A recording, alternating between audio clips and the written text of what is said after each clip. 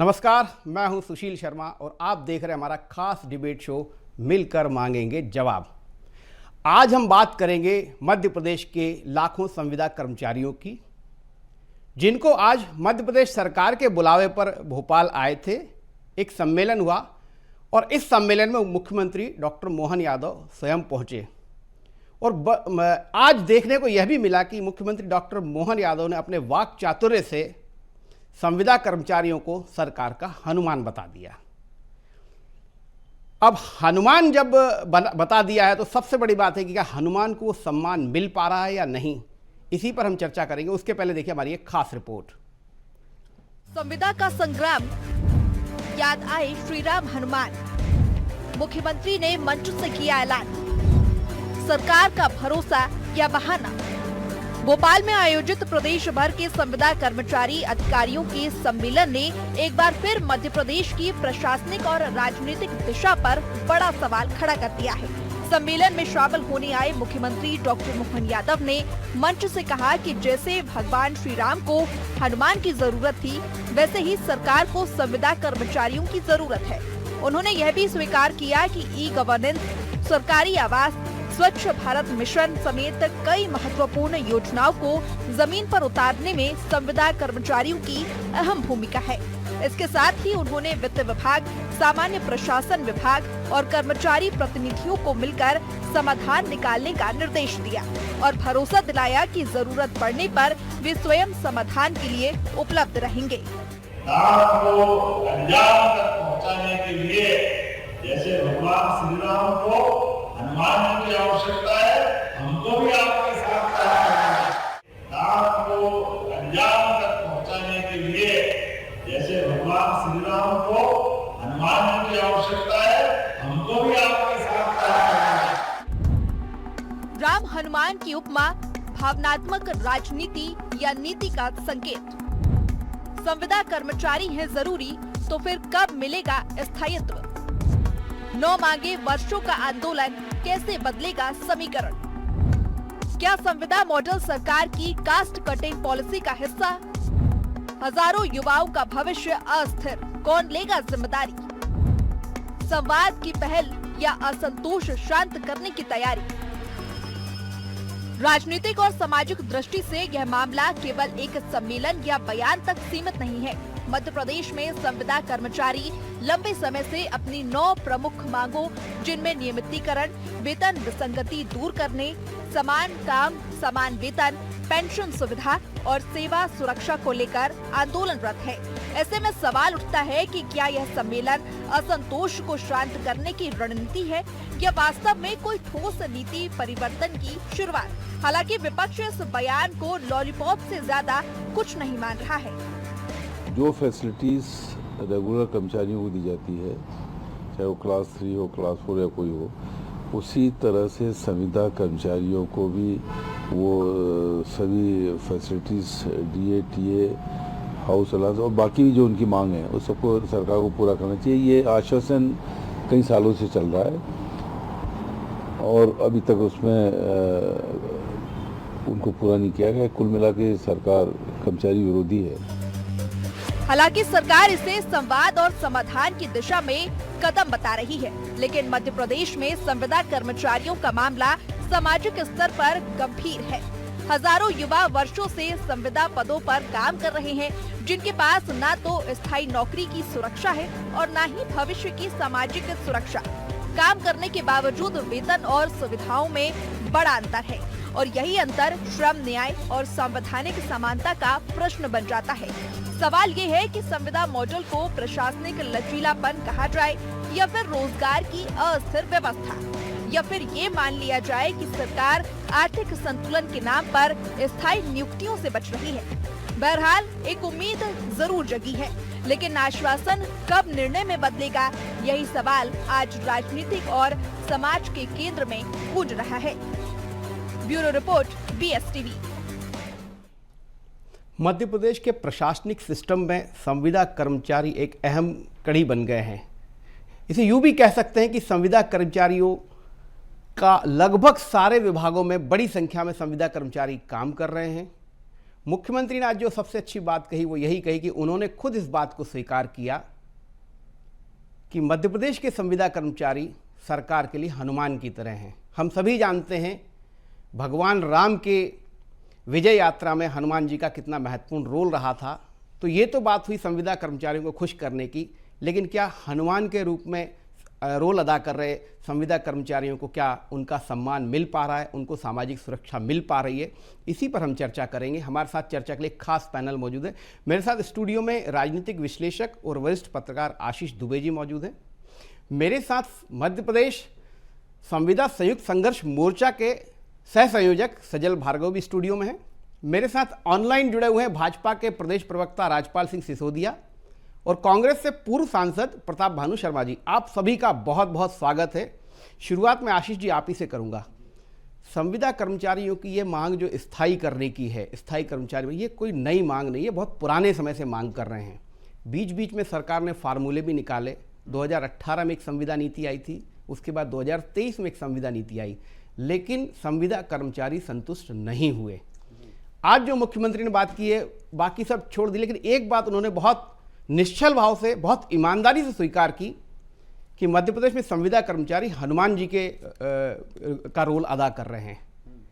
आपको क्या लगता है सरकार के लिए संविदा कर्मचारियों की जो 9 सूत्रीय मांगे हैं, इनको पूरा करना आसान होगा या बात सिर्फ बातों में ही रह जाएगी? देखिए, बातें तो मुख्यमंत्री ने जो कही है मान सकते हैं कि ईमानदार बात कही है, क्योंकि कर्मचारी ही सरकार चलाते हैं या सरकार के काम चलाते हैं, दोनों एक जैसी बातें हैं। तो मुख्यमंत्री की ये बात तो ठीक है, लेकिन सवाल ये है कि 2023 की जो नीति बनी थी 2026 तक उससे पूरी तरह पालन क्यों नहीं हो पाया?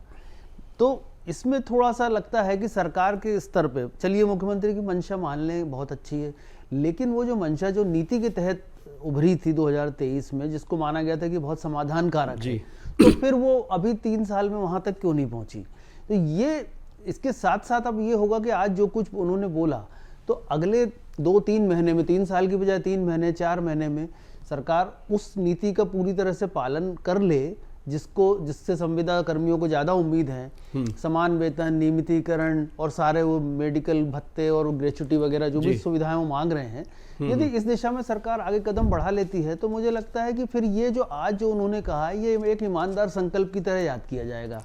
दूसरी बात यह है कि मध्य प्रदेश में एक संविदा कर्मचारियों की जो समस्याएं हैं और दूसरी तरफ एक बेरोजगारी की समस्या है। तो रोजगार, सरकार का वादा है कि करीब शायद 50% पद जो रोजगार के लिए उपलब्ध है, जो पद उपलब्ध है उसमें से 50% पे संविदा कर्मियों को लिया जाएगा या उनको मर्ज किया जाएगा, ऐसी कुछ उनकी भी वो भी योजना है। तो सवाल इसलिए ये उभरता है कि जब सरकार लगातार पिछली बार भी जो भाजपा सरकार के ही मुख्यमंत्री थे उन्होंने बहुत सारी घोषणाएं की थी कि हम नियुक्तियां खोल रहे हैं, हर साल इतनी 1000 नियुक्तियां, इतने लाख नियुक्तियां होंगी, ये होंगी, लेकिन बहुत मामूली सा एक आंकड़ा है जो सरकार ने नियुक्तियां की हैं, स्थायी नियुक्तियां।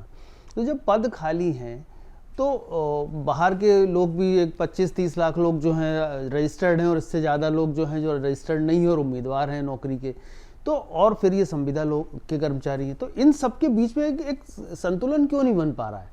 ये संतुलन जितनी जल्दी बने, बात आपने, संतुलन एक तो नहीं बन पा रहा है, दूसरा ये कि एक जो ब्यूरोक्रेसी भी जो है मुझे लगता है एक बहुत बड़ा अड़ंगा होगा, क्योंकि वो बजट और जो है आर्थिक स्थिति को लेकर बात कहीं ना कहीं बात अटकती होगी। मैं सजल जी के पास जाऊंगा। सजल जी, आप तो आज बहुत खुश होंगे, मुख्यमंत्री ने आपको हनुमान कह दिया, आपकी पूरी टीम को 4.5 लाख से ज़्यादा जो संविदा कर्मचारी वो हनुमान के रूप में हैं, पर क्या ये कह देने भर से बात बन जाएगी? अब आपको क्या उम्मीद लग रही है मुख्यमंत्री की? ये एक तरीके से मुख्यमंत्री ने पूरी ब्यूरोक्रेसी को संदेश दिया है। आपको क्या लगता है, कितना आपको लगता है कि इस बात के बाद, इस कथन के बाद कितनी जल्दी आपकी मांगे मान ली जाएंगी? देखिए, जिस प्रकार की मुख्यमंत्री जी ने संविदा कर्मचारी को हनुमान कहा, तो वह एक तरह का साफ संदेश था कि संविदा कर्मचारी सरकार के साथ कंधे से कंधा मिलाकर चलता है। तो निश्चित ही माननीय मुख्यमंत्री जी ने आज जो सबसे बड़ी सौगात दी वो थी सिविलियन। अभी तक जितने संविदा कर्मचारी 50% संविदा नीति 2023 में जो निकली थी उसमें निश्चित ही लगभग 500 से 600 सब इंजीनियर, उपयंत्री अभी जो भर्ती प्रक्रिया से गए हैं। ऐसे ही बहुत सारे पद पे जो भर्ती प्रक्रिया निकली है उसमें बहुत सारे संविदा कर्मचारी जो है नियमित कर्मचारी के रूप में गए हैं, परंतु आज जो दी है उसमें उनमें सिविलियन का वर्ड कहा है, उनने घोषणा की है सिविलियन, नियमित पदों के बीच में सिविलियन, यानी जो सबसे बड़ी बाधा थी, जो उम्र दराज जो संविदा कर्मचारी थे, जिनको लगभग 25 साल कार्य करते हो गए थे, जिनकी उम्र लगभग 45 साल हो गई थी, जिनकी उम्र लगभग 48-50 साल के नजदीक टच हो रही थी, उनको परीक्षा देने में कहीं ना कहीं बहुत बड़ी बाधा थी। आज उनने सबसे बड़ी मांग स्वीकार करते हुए वो बाधा तोड़ी और उनने 50% सीटों पर सीधे और सीधे सिविलियन का जो सौगात दी है, निश्चित ही वो तारीफ काबिल है। मतलब आपका ये कहना है कि अब उनको परीक्षा नहीं देनी पड़ेगी, सीधे उनको जो है नियुक्त मान लिया जाएगा, यही जो जहां तक मैं इस आशय को समझ पा रहा हूं, क्या सजल जी यही बात है? बिल्कुल, जिस तरह से पूर्व में गुरुजियों को, जिस तरह हमारे और भी कर्मचारी थे उनका सिविलियन हुआ है, सचिवों का सिविलियन हुआ है, उसी तरह से अब संविदा कर्मचारी भी सिविलियन होंगे, निश्चित ही इनको वो बड़ी सौगात है। मैं राजपाल जी, मैं आपके ही पास आऊँगा। सीधी सी बात है कि 2023 में मध्य प्रदेश में भाजपा की सरकार बन गई। 2023 में ही जो है संविदा के जो नियम आए थे, ये 2 साल बीत गए और इस 2 साल में संविदा कर्मचारी लगातार आंदोलित रहे। और एक बात तो बहुत स्पष्ट है कि संविदा कर्मचारी मध्य प्रदेश सरकार के सिस्टम में, प्रशासनिक सिस्टम में बहुत बड़ी भूमिका अदा कर रहे हैं। तो इतना समय क्यों लग गया और अभी और कितना समय लगेगा? जैसा सजल जी बता रहे हैं, ये 500-600 संख्या बहुत कम है। शायद मैं अगर गलत नहीं तो सजल जी कम से कम 4 से 4.5 लाख संविदा कर्मचारी होंगे सभी विभागों में मिला के। जी, मैं आपसे राजपाल जी आप बताइए, तो क्या ये एक इतना समय क्यों लग गया और अब कितना और समय लगेगा? देखिए, मध्य प्रदेश की सरकार डॉक्टर मोहन यादव जी के नेतृत्व में समाज के सभी वर्गों के कल्याण के लिए, तो फिर कर्मचारी कैसे छूटे और फिर संविदा कर्मचारी कैसे छूटे, तो उनके लिए भी हमारी सरकार ने पूरी संजीदगी के साथ उनकी हर बात को कहीं न कहीं कानूनी रूप से नियमितीकरण के लिए प्रयास ये है और लगातार करते आ रहे हैं। देखिए, एक बड़ी संख्या है संविदा कर्मचारियों की, बड़ी संख्या है मध्य प्रदेश में अन्य कर्मचारियों की भी, और सीधी भर्ती का भी रेगुलर रोस्टर अब मध्य प्रदेश में होने लगा है। तो जब रेगुलर सीधी भर्ती का भी रेगुलर रोस्टर होने लगा है, तो उस सीधी भर्ती में भी संविदा के लिए और व्यवस्था करने का काम हुआ कि वो भी अगर परीक्षा देकर उसमें सीधी भर्ती में भाग लेते हैं तो उनका परसेंटेज फिक्स करके और उनको सुनिश्चित किया है नियमित करने का। उसके साथ साथ में जैसे कि आज सिविलियन की भी बात आई है, तो अब सिविलियन के माध्यम से भी कई सारे कर्मचारी जो एग्जाम के डेट से उम्र के बंधन से आगे निकल गए हैं, तो उस प्रकार के लोगों के सिविलियन को लेकर भी मुख्यमंत्री जी ने बहुत ही पारदर्शिता के साथ बात करने का काम किया है। देखिए, हमारी नीयत देखना पड़ेगी। भारतीय जनता पार्टी की जो नीयत है वो निश्चित तौर पर कहीं न कहीं कर्मचारी हिस्से से निर्णय लेने की नीयत है और उनको एग्जीक्यूट करने की नीयत है। मध्य प्रदेश में कर्मी कल्चर हुआ करता था, हमने देखा था 2003 के पहले का। उस कर्मी कल्चर को भी खत्म करके हमने नियमितीकरण करने का काम किया, संविदा लेके आए, और आज हम ये कह सकते हैं कि उनके सम्मान की रक्षा, कर्मचारियों के सम्मान की रक्षा करने का काम भी हमारी सरकार ने किया। अब पॉइंट ये आ रहा था कि 2023 में संविदा कर्मचारियों के लिए नीति बनने के बाद में भी इतना विलंब होने का क्या कारण है? जी देखिए, कोई भी नई नीति जब बनती है और वो एग्जीक्यूट होती है तो कई सारे उसमें लिटिगेशन आने का काम होता है। कई सारे संगठन, कई तरह के लोग न्यायालय चले जाते हैं, कई तरह के विषय अलग अलग मोर्चे पे जाकर उन सब पॉइंट्स को, लीगल फॉर्मेलिटीज को क्लियर करते करते समय लगने का काम होता है। आज हम इस स्थिति में आ गए हैं कि आने वाले समय में हम बहुत शीघ्र जो है माननीय मुख्यमंत्री जी के मंशा अनुरूप और रिजल्ट देने की स्थिति में आ गए हैं। बहुत सारे लिटिगेशन खत्म होने का काम हुआ है, बहुत सारे लिटिगेशन अभी चल रहे हैं जिनको हम खत्म करने वाले। इस बीच में ओबीसी वाली बात भी आई थी, इस बीच में रिजर्वेशन इन प्रमोशन भी आया था, बहुत सारे इसमें लिटिगेशन भी आने का काम हुआ था। कई लोग जो है बैकलॉग वाले भी इसमें चले गए थे कोर्ट में। इस प्रकार के भी लिटिगेशन है, अलग अलग विषय को अलग अलग लिटिगेशन वगैरह भी हम डिस्कस करेंगे तो काफी समय लगेगा।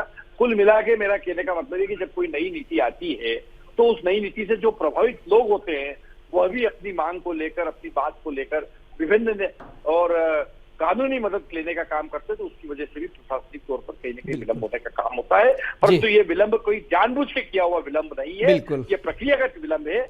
आने वाले समय में आप देखेंगे कि हम कर्मचारियों के हित के लिए सारे कार्य करेंगे, कर रहे हैं। हमारी नियत साफ है, हम प्रक्रिया में उलझी हुई बातें जरूर है पर नियत हमारी साफ। बिल्कुल राजपाल जी, भाजपा की नीयत भी साफ है। सरकार ने, मुख्यमंत्री ने आज संविदा कर्मचारियों को हनुमान भी कह दिया। प्रताप भानु जी, आप ये कर्मचारी कितना महत्वपूर्ण है किसी भी सरकार के लिए, बल्कि सरकार बनाने के लिए, आपसे बेहतर कौन जानता होगा। 2003 में जब दैनिक वेतन भोगियों का मामला उमा भारती ने उठाया था और मध्य प्रदेश में आपकी ही सरकार के समय संभागीय कार्यालय बंद कर दिए गए थे, कर्मचारियों में निराशा थी, जो कर्मचारी एक बहुत बड़ा जो मुद्दा बने थे और उन्हीं के कारण बीजेपी की सरकार बनी थी। आपके द्वारा लगातार ये आरोप लगाया जा रहा है कि संविदा कर्मचारियों की नीति, कमलनाथ के समय भी कुछ उसमें इंप्लीमेंट करने की कोशिश की गई थी, लेकिन वो भी 1.25 साल में कुछ कर नहीं पाए। सवाल यही उठता है कि अब चूंकि सरकार उस दिशा में कदम बढ़ा चुकी है, हालांकि विलंब हुआ है, आपको क्या लगता है, क्या ये समय से हो जाएगा? देखिए सुशील जी, मैं सुन रहा था, भार्गव जी को भी मैं सुन रहा था, दुबे जी को भी जी, ये, और इनको भी, राजपाल जी को भी मैंने सुना है। हमारे बात तो कथनी और करनी में फर्क नहीं आना चाहिए। एक तो पहली बात मैं ये कहना चाहूंगा, 20-22 साल से तो मध्य प्रदेश में भाजपा की सरकार रही है और ये मांग इनको संविदा कर्मचारियों को स्थायी करने की, एक नीतिगत इनको सरकार का आवश्यक हिस्सा बनाने की बात तो कांग्रेस ने हमेशा करी। वो ठीक है, कमलनाथ जी करना चाहते थे, वो उन्हें पूरा टाइम नहीं मिल पाया और ये हमारा वादा आधा अधूरा रह गया। पर ये 20 साल से लगातार कहते चले आ रहे हैं, जो भी मुख्यमंत्री मध्य प्रदेश में रहे हो, लगातार हमारा दबाव बना है, कांग्रेस का ही दबाव बना है और हमने ये मांग करी है कि जब सरकार में इन कर्मचारियों की आवश्यकता है तो संविदा किस बात की, आउटसोर्सिंग का काम भी नहीं शुरू किया, संविदा का काम भी इन्हें दुगने कर दिए, परंतु उन्हें सुविधाएं नहीं दी इनको। सजल जी प्रताप, नहीं सजल जी प्रताप, आप सजल जी आपके पास में आऊंगा, पहले प्रताप, नहीं सजल जी, प्रताप भानु जी अपनी बात करें, आपका आपको मौका। सजल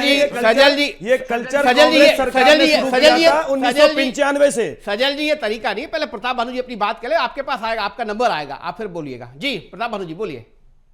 नहीं सुन लेते हैं सजल जी क्या कहना चाहते हैं। नहीं, पहले आप अपनी बात कंप्लीट कीजिए, मैं फिर सजल जी को सुनेंगे पहले, फिर प्रताप भानु जी आप बोलिए, आप अपनी बात पूरी कीजिए जी। नहीं, हाँ, मेरा कहना यह है कि ये जो संविदा कर्मचारी हैं, जितने भी, चाहे वो शिक्षक में हो, चाहे विभागों में हो, जिस भी जगह हो, ये सरकार का अभिन्न हिस्सा बन गए हैं और हमारे कामकाज में दिन प्रतिदिन के बढ़ते हुए दबाव में इन कर्मचारियों की आवश्यकता है, इसमें कोई दो राय नहीं है। यदि सरकार के ऊपर आर्थिक बोझ एकदम से आता है तो उन्हें एक फेज मैनर में इस चीज को कर देना चाहिए। जो सीनियर हैं, जो रिक्त पद खाली हुए, कई लोग रिटायर, हजारों लाखों में लोग रिटायर हो गए, उनके इसमें टाइम नहीं लगाना चाहिए। और यदि मोहन यादव ने इस बात को कहा है और हनुमान जी के रूप में निरूपित किया है, तो मैं कहना चाहूंगा हनुमान जी की तरह आदर भी देना चाहिए, सम्मान भी देना चाहिए। उपयोग में, लड़ाई में, काम करने में, मैदान में छोड़ दें। इसके बाद जब राम दरबार लगे तो हनुमान जी का तो आदर हुआ था और हनुमान जी उनके दरबार में उपस्थित रहते थे, उनकी महती भूमिका थी। प्रताप भानु जी, यदि हनुमान जी माना है तो हनुमान जी जैसा जो है उनका प्रश्रय भी जो है सरकार की तरफ से मिलेगा। अगर मुख्यमंत्री जी ने बात बोली है तो हो सकता है कि उनके मन में कोई भाव रहा होगा और कोई नीति उन्होंने बनाई होगी, कैसे किया। मैं आशीष जी आपके पास आऊंगा। देखिए 4.5 लाख संविदा कर्मचारी हैं और एक बात जो प्रताप भानु जी ने कही वो भी बहुत महत्वपूर्ण है कि आउटसोर्स एजेंसी के माध्यम से एम्प्लॉयज लेने का एक अलग चलन आ गया है। सवाल यह कि 4.5 लाख संविदा कर्मचारी यदि नियमित किए जाते हैं तो सरकार के खजाने पे एक बड़ा बोझ आएगा। आपको क्या लगता है, इतनी आसानी से 4.5 लाख कर्मचारी नियमित कर दिए जाएंगे और ब्यूरोक्रेसी इसमें कितना जो है विघ्न संतोषी बनेगी? देखिए 4.5 लाख अगर कर्मचारी, हम एक मोटा आंकड़ा मान लें, तो भी सरकार के लिए संभव नहीं है कि इनको नियमित करे, इसलिए कि खजाना इसकी इजाजत नहीं देगा। और मुझे नहीं लगता मध्य प्रदेश नहीं, और भी कई राज्यों में इस तरह की स्थितियां नहीं है कि कोई और भी राज्य ऐसा कर पाए। अगर वहां पे ऐसे लोग हैं तो क्या है, ये एक बड़ा आर्थिक बोझ है और ब्यूरोक्रेसी यदि उसमें अड़ंगे डाल रही तो ब्यूरोक्रेसी उस नियम और कायदे के तहत डाल रही है। पॉलिटिकल व्यक्ति की मंशा अलग होती है और ब्यूरोक्रेसी की जिम्मेदारी अलग होती है। तो कई बार क्या होता है कि वो एक सही चीज बताने को हम दूसरी तरफ से उसको अड़ंगा मान लिया जाता है और निश्चित तौर पर अड़ंगा वो इसलिए होता है कि उनकी भावनाएं उससे आहत होती हैं। अब ब्यूरोक्रेसी को ही रास्ता निकालना पड़ेगा, इसका आर्थिक बोझ आएगा, निश्चित तौर पर आर्थिक बोझ आएगा। मध्य प्रदेश के खजाने की स्थिति अभी ऐसी नहीं है कि बहुत ज़्यादा चीज़ों को फैलाया जा सके। जिस तरह का बजट लोक कल्याण की योजना में एक भारी भरकम राशि जा रही है। जैसे लाडली बहना में एक लंबा बड़ा खर्च है सरकार के पास, और सारी सब्सिडी और दूसरी चीजें हैं, इन सब के बीच में से रास्ता सरकार को निकालना पड़ेगा। जी आप कुछ और बोल रहे हैं? हाँ, तो यही इसलिए मैं कह रहा हूँ कि कर्मी कल्चर की जो शुरुआत दिग्विजय सिंह कर गए थे, खजाने की स्थिति तब भी वैसी ही थी, और वो कर्मी कल्चर पूरी तरह आज तक खत्म नहीं हो पाया, तो खजाने की स्थिति फिर वहीं आ रही है। मैं अब सजल जी से समझूंगा। सजल जी, आपकी जब मुख्यमंत्री से वार्ता हुई मंच पे, जब आप लोग थे, तब आपको किस तरीके से आप भी 4.5 लाख कर्मचारी, छोटी मोटी संख्या नहीं, बड़ी संख्या, उनको यदि नियमित किया जाता, उनका संविलियन भी किया जाता सरकार पर, आपको क्या लगता है किस रणनीति के तहत होगा, और आपने कोई समाधान सुझाया है क्या? सबसे पहले तो मैं आपको ये बताऊंगा कि संविदा कर्मचारी को नियमित करने में सरकार को अब शायद कोई बाधा नहीं है, क्योंकि 2023 में संविदा कर्मचारी को 100% तनख्वाह देने का काम तात्कालिक मुख्यमंत्री जी ने कर दिया गया है, और 2023 की संविदा नीति में ग्रेजुटी, अनुकंपा नियुक्ति और जैसी हमको बेसिक सुविधाएं दे चुके हैं। यानी आज जो बिल्कुल आप सही कह रहे थे कि ब्यूरोक्रेसी के कारण वो कुछ चीजें हमारी अटकी हुई थी, जिसको आज हमारे मुख्यमंत्री जी ने, जिनने हमें हनुमान कहा है, आज वो समस्याएं, वो बाधाएं हमारी निकाली हैं। रही बात नियमित करने की, नियमित करने और संविदा कर्मचारी में 2018 की नीति मेरे सामने रखी हुई है जी, और 2018 के बाद जो 2023 की नीति आई, हाँ, तो लगभग संविदा कर्मचारी को 2000, जिस तरह की आज मुख्यमंत्री जी ने कहा, अनुकंपा नियुक्ति, ग्रेजुटी, एनपीएस जैसी सभी बेसिक सुविधाएं, बचा क्या है रेगुलर के लिए? अरे यही तो हो नहीं पा रहा ना। अगर ये हो रहा होता तो आपको आंदोलन करने की जरूरत क्या रहती? निश्चित ही आप सही कह रहे हैं। ये तो कागजों में तो बहुत अच्छी नीति है। इस नीति को जब आज जिस तरह के मुख्यमंत्री जी पे हम अविश्वास नहीं कर सकते, जिस तरह आज मुख्यमंत्री जी ने हमें हनुमान कहा है, और इससे पहले भी ये नीति जिसने बनवाई वो भी भारतीय जनता पार्टी की सरकार थी। 2018 की जो नीति थी वो भी 2018 की नीति हमें लगी, फिर 2023 की नीति लगी। 2023 की नीति में से कुछ बिंदु छूट गए थे, जैसे बिल्कुल मेरे पास समय गंभीरता से लूंगा, क्योंकि ये कल्चर 1995 से चालू हुआ था। अब 1995 में तात्कालिक जो भी मुख्यमंत्री रहे हो कांग्रेस सरकार से, तो उनके द्वारा जो रोग पैदा कर दिया गया था, उस रोग को धीरे धीरे समाप्त करने में चलिए सजल जी मुझे लगता है बीती ताही बिसारी है। मैं राजपाल जी आपके पास आऊंगा। 4.5 लाख कर्मचारी, सजल जी भले बोल रहे हैं कि इसमें आर्थिक बोझ नहीं आएगा, पर ब्यूरोक्रेसी ऐसा मानती है, और आशीष जी भी इस बात को समझते हैं कि यदि आप नियमित करेंगे तो बहुत सारी आपको सुविधाएं और देनी पड़ेंगी, तो ग्रेड पे वगैरह बहुत सारी चीज़ों को आपको वो करना पड़ेगा। ये आर्थिक बोझ आखिर क्या इस वक्त जो है भाजपा मध्य प्रदेश उठाने की स्थिति में है? निश्चित तौर पर देखिए, जब खर्च आते हैं तो संसाधन बढ़ाए जाते हैं, तो निश्चित तौर पर अब ये भी जरूरी है, जैसा कि सरकार चलाने के लिए बहुत आवश्यक अंग है। ये हमारे सारे कर्मचारी हमारे लिए, जैसा कि माननीय मुख्यमंत्री जी ने कहा है, कि हनुमान की भूमिका में, तो स्वाभाविक है अब जो भी आएगा वो देखा जाएगा और सरकार करेगी। सरकार को करना है, आने वाले समय में इसको लेकर विस्तृत कार्य योजना बनाने का काम कुशलतापूर्वक हमारे मुख्यमंत्री जी करेंगे, क्योंकि वो बहुत अच्छे कुशल प्रबंधक भी है, वो इन सब चीजों को समझते हैं, समझ के करने की स्थिति ये आपने बिल्कुल नहीं बोला। राजपाल जी बिल्कुल, समय बहुत कम है। प्रताप भानु जी आपका लास्ट कमेंट, आपको क्या लगता है कि जिस तरीके से मुख्यमंत्री ने हनुमान माना है अपने संविदा कर्मचारियों को, कितने समय में ये सब हो जाएगा? आपको कोई इसमें बाधा नजर आ रही है अभी? क्योंकि सजल जी तो बोल रहे हैं कि अब हो जाएगा। नहीं, जब उनके मन में है करने का तो कोई बाधा होना नहीं चाहिए। वित्तीय बाधा ही है, क्योंकि 4 लाख करोड़ का कर्ज मध्य प्रदेश के ऊपर है।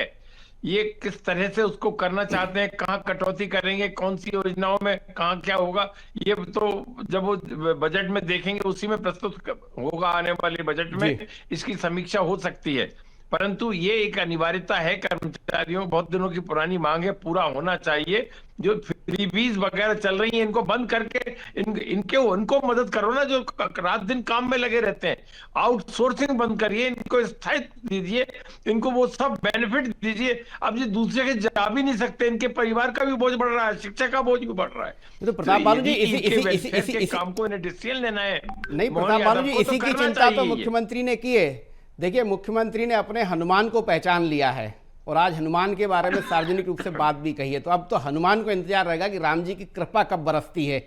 और जिस तरीके से मुख्यमंत्री ने कहा है, लग तो यही रहा है कि कृपा जल्दी बरसेगी। सजल जी के आप चेहरे की मुस्कान देख सकते हैं कि आज वो जब मुख्यमंत्री ने ये बात कही है तो वो खुद एक संविदा कर्मी है। हम तो चाहते हैं कि उनकी समस्या का समाधान हो। मैं सजल जी की बात से सहमत हूँ कि उनकी समस्या का समाधान अगर 2000 देखिए, और कर्मचारी एक हमारे प्रशासन का अभिन्न हिस्सा है। नहीं, कर्मचारी वास्तव में अभिन्न हिस्सा है। दूसरी सबसे महत्वपूर्ण बात है कि यदि 2 साल बाद मुख्यमंत्री ने ये संकल्प को लिया है और उन्हीं के द्वारा आमंत्रित किए गए कर्मचारी के बीच में जाके इतनी बड़ी बात कहना, तो ये उम्मीद तो जागती है कि सरकार कुछ अच्छा करेगी संविदा कर्मचारियों के लिए, क्योंकि उनकी सामाजिक सुरक्षा, उनकी आर्थिक सुरक्षा अब इस सरकार की ही जिम्मेदारी है। आपके लिए बस इतना ही। कल हम फिर मिलेंगे। आप सभी अतिथियों का बहुत बहुत धन्यवाद। नमस्कार।